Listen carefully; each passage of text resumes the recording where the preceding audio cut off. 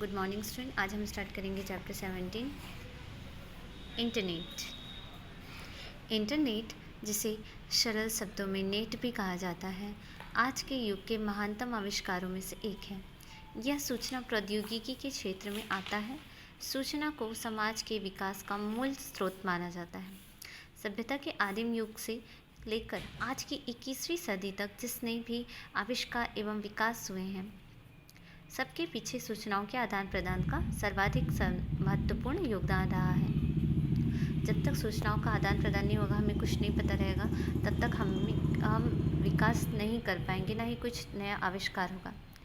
Computer network पर विश्वकोश के रूप में किसी भी विषय पर वांछित सूचनाएं पूरे विस्तार के साथ व्यवस्थित रूप में उपलब्ध हो जाती हैं। आज के समाज को सूचना समाज कहा जाता है, क्योंकि सूचना प्रौद्योगिकी की बदौलत आज संपूर्ण विश्व के अधिकतर लोगों को एक ही नेटवर्क से जोड़ दिया गया है। वर्ल्ड वाइड वेब अर्थात WWW संसार भर में फैला एक काल्पनिक जाल है।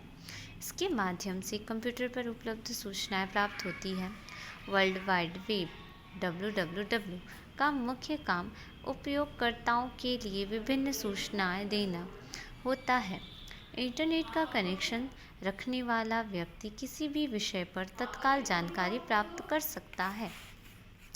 इंटरनेट में वस्तुतः दुनिया भर के सारे कंप्यूटर समूह रूप से जुड़े हुए, जिनमें परस्पर सूचनाओं का आदान प्रदान होता है।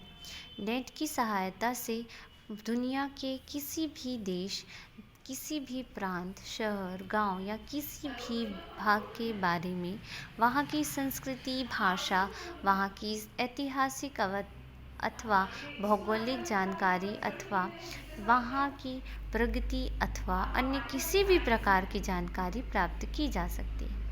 आज इंटरनेट पर साहित्य, संस्कृति, अनुसंधान, अंतर्राष्ट्रीय विषय, प्रकृति, पर्यावरण, पर्यटन, खगोल विद्या, अंतरिक्ष और प्रक्षेपण यान संबंधी सूचनाएं सब कुछ उपलब्ध हैं। एक साधारण व्यक्ति इंटरनेट और ईमेल के जरिए किसी भी क्षेत्र के विशेषज्ञ से संपर्क कर सकता है और वांछित जानकारी प्राप्त कर सकता है। सूचना महामार्ग अर्थात सुपर हाईवे के जरिए आम नागरिकों को जोड़ने का काम होता है। सुपर हाईवे की सहायता से समाज का प्रत्येक मनुष्य विश्व सूचना तक पहुंच सकता है। आज दुनिया के किसी भी कोने में रह रहे ज्ञानी, बुद्धिमान लोगों, शिक्षकों, वैज्ञानिकों एवं डॉक्टरों से संपर्क किया जा सकता है। उनसे परामर्श के लिए जा सकते हैं और श्रेष्ठ चिकित्सकीय सहायता प्राप्त की जा सकती है। ईमेल व्यवस्था से दुनिया के एक कोने से दूसरे कोने तक कोई भी सूचना या संदेश भेजे जा सकते हैं। इससे खर्च भी बहुत कम होता है और समय की बचत भी होती है।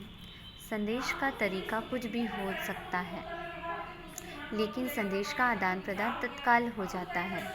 चिकित्सकीय सहायता शीघ्र प्राप्त करने के लिए किसी विशेषज्ञ डॉक्टर के पास रोगी के वीडियो, चित्र, ECG तथा अन्य सभी रिपोर्ट इसी माध्यम से तत्काल भेजे जा सकते हैं।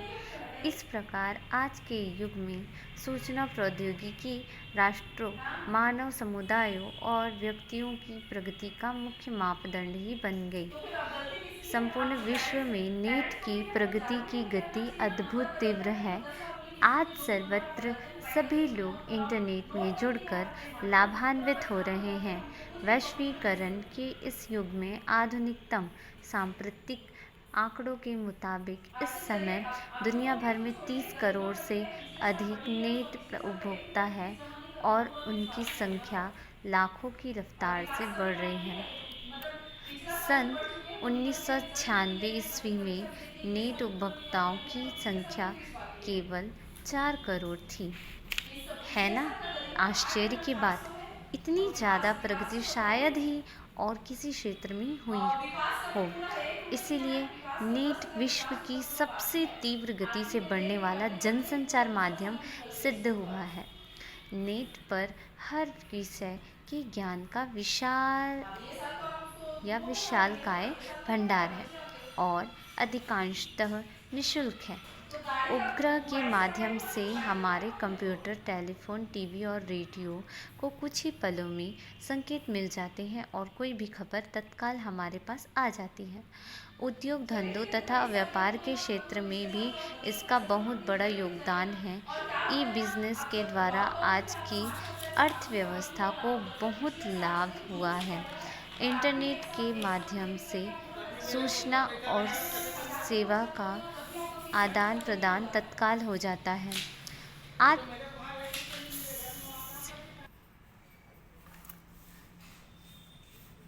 ई बिज़नेस के द्वारा आज की अर्थव्यवस्था को बहुत लाभ हुआ है।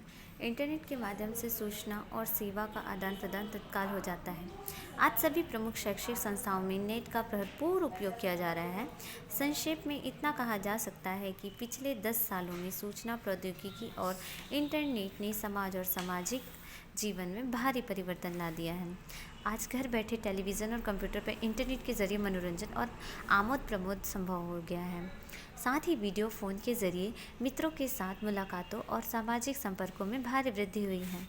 नए सूचना समाज ने सूचना ढाबों को जन्म दिया है, जो हर शहर, हर गांव के कोने कोने में कार्यरत है।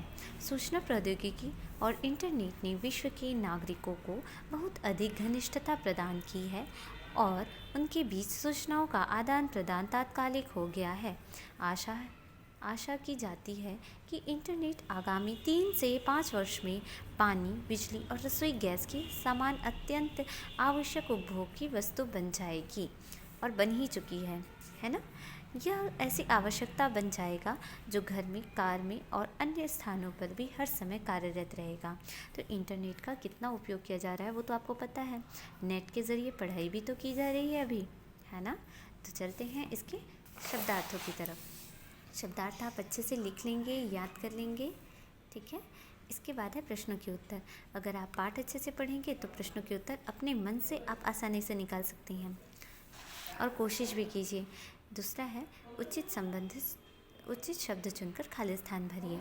यहाँ पर ऑप्शंस दिए हैं, यहाँ से चूज़ करके आपको उत्तर लिखना है। सही वाक्य के सामने सही तथा गलत के सामने गलत का निशान लगाइए। ये आपका प्रश्न नंबर 3 है।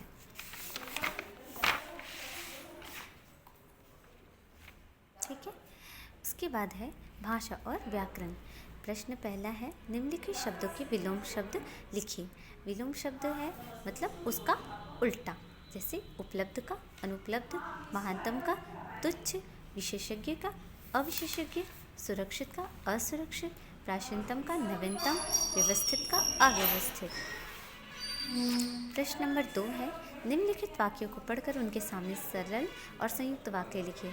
सरल का मतलब होता है सिर्फ एक वाक्य और संयुक्त मतलब जिसमें 2 वाक्य संयुक्त रूप से मतलब साथ जुड़े हों। जैसे पहला है, मैंने 2 कविताएं लिखी, तो ये सरल है, मतलब एक ही वाक्य, इसमें कोई भी अलग टाइप की बात नहीं कही है, तो ये क्या है, सरल वाक्य। सेकंड है, प्रीति ने एक कहानी सुनाई परंतु मधु चुपचाप बैठी रही, तो इसमें ये 2 वाक्य है जो कंबाइन है, संयुक्त वाक्य।